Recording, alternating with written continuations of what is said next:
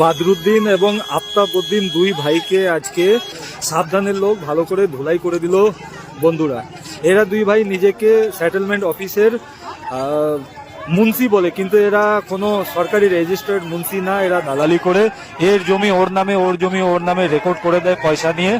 আর এই জন্যই এলাকার মানুষের ক্ষোভ ছিল, আর এই ক্ষোভের বহিঃপ্রকাশ ঘটলো আজকে। এই দুই ভাইকে খুবই গণধোলাই করলো আজকে সাবধানের মানুষ। হ্যাঁ, এই ধরনের লোককে মানে এইভাবেই একটু ট্রিটমেন্ট করা উচিত। আমাদেরও একটা জিনিস, একটা জমি এরা জাল আর কি কেবালা করে দিয়েছে একজনের নামে।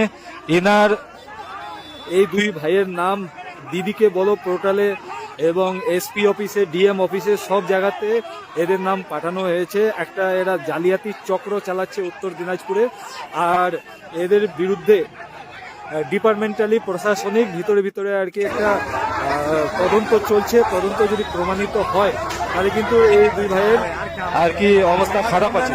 আজকে পাবলিক এদের ট্রিটমেন্ট করলো, এরপর প্রশাসন এদের ট্রিটমেন্ট করবে।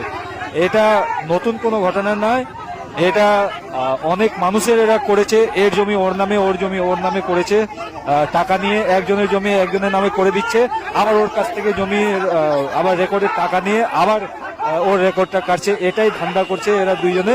আজকে দেখেন সাবধানের মানুষ কিভাবে এদেরকে গণধোলাই দিচ্ছে।